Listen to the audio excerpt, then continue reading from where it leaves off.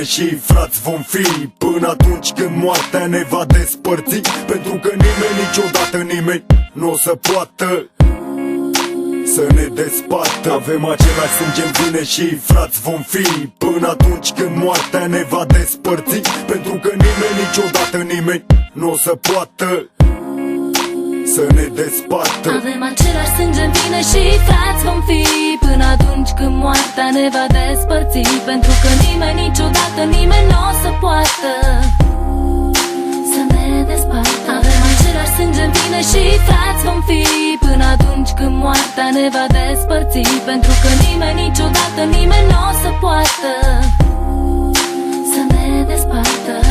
Totul a început aici, în cartier Socului, Pantelimon, în sud-est București. Era o familie obișnuită, fără prea mulți bani, cu doi copii gemeni ce creșteau printre golani.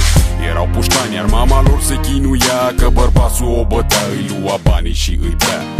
Toni și Alex intrau în belea mereu, toată ziua erau pe afară, nu se mai duceau la școală. Într-o zi banală, când măsa venea acasă, ei erau plecați, bărbatul era varză. Din nou îi cere bani, știind că a fost zi de leafă. Ea nu vrea să-i dea, el începe să o bată. Femeia speriată, înfuriată, l-a înjunghiat, iar el disperat a sărit cu ea pe geam.